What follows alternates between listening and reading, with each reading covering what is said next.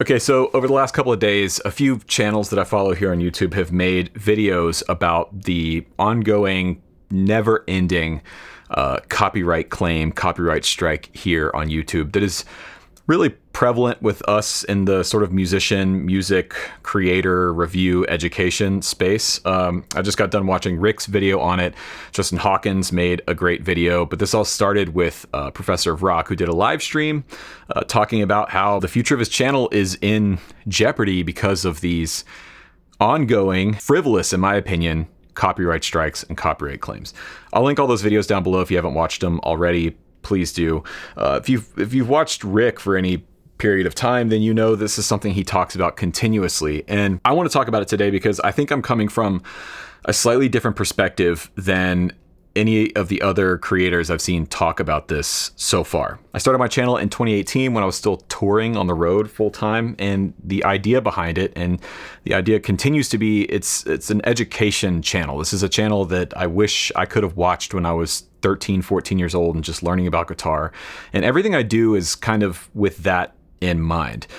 And I think that's what makes YouTube special. This platform as a whole is a learning platform. It's not a social media network. There's obviously elements of entertainment and all that kind of stuff, but I think at its core, YouTube, which is now the biggest streaming platform in the world by a large margin, got there because it's known as a place where people go to learn things. And in our niche, in our world as a musician, as a guitar player, it's incredibly valuable as a place to learn, whether it's learning about gear or music history or music theory or whatever. This is a place where people go to learn things. And especially in the United States, where music education in public schools has been, decimated over the last few decades, I think platforms like this, like YouTube, are incredibly important. But as you probably know, it is so difficult to navigate the copyright claims, the copyright strikes. It's insane. My way of dealing with it is to just avoid it as much as possible. I've tried and failed over the years of finding ways to be able to play or talk about certain songs or talk about certain musicians and show examples, listen to an original piece of music and teach it or educate based on it. And in my experience, you have to know going into creating a piece of content like that it's just going to get either copyright claimed or it's going to get taken down or blocked. And for me, I've just gotten to the point now where I just avoid it. There are so many video ideas and things that I want to make and that I want to do that I just don't, because unlike Rick and unlike a lot of the other creators in the space, I don't employ a lawyer to fight these claims. And if you didn't know, that's right now sort of the best way of dealing with this stuff is hiring a lawyer or hiring someone whose job it is to go in and fight these claims. And this is my rub. And I think this is my disconnect with some of the other people that have talked about this so far. I don't understand why YouTube doesn't advocate for us. Basically, the way it works right now is if I make a video and I play a section of a David Gilmour solo, for example, whoever owns the rights to that song or that snippet of that song will more than likely find my video through an AI algorithm, through a third-party company that's looking for this kind of stuff. They'll make a claim, they'll demonetize my video, and they'll just take all of the AdSense revenue that video earns. Then it's up to me to dispute the claim. And there's a system in YouTube that allows you to do this. You go in, you fill out your case, so to speak, and then you submit it. And as far as I know, it just goes back to the person or entity that made the claim, and then they decide whether your claim is valid or not. And wouldn't you be shocked to know that most of the time, at least in my experience, that I've submitted disputes, my dispute is denied and they just take all the money from the video. Now, Rick has had much more success with this, and a lot of the other creators that are employing people to do this have had a lot more success winning these disputes, but I haven't had any success with it. And so as a result, I just avoid it. But in my mind, I feel like the platform should be advocating for us. They should be on our side, because without us, there is no YouTube. Without the creators, the people making this video and the people watching these videos, YouTube doesn't exist.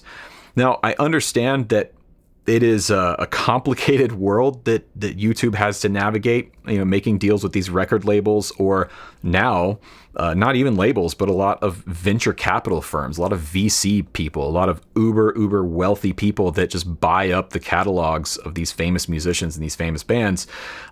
Now that's becoming more of a thing. They're the ones that are claiming these rights to these videos, even though it's fair use.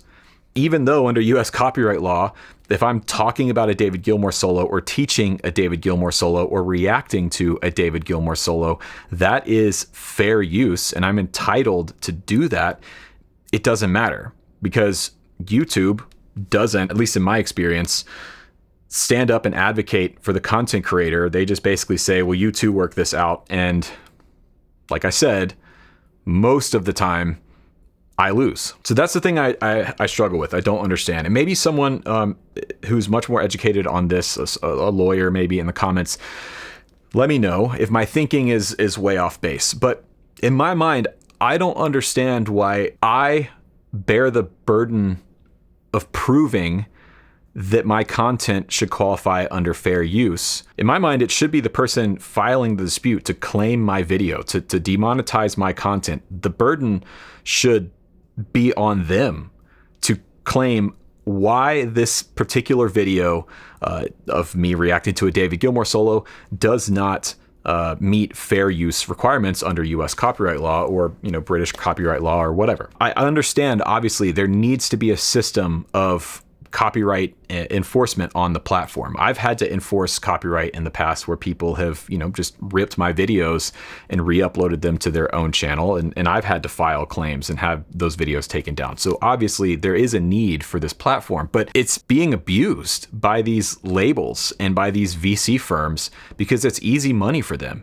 They are making money off of the work that I have done, or Rick has done, or Justin Hawkins, or Anthony Fantano, or Paul Davids, anyone in this space.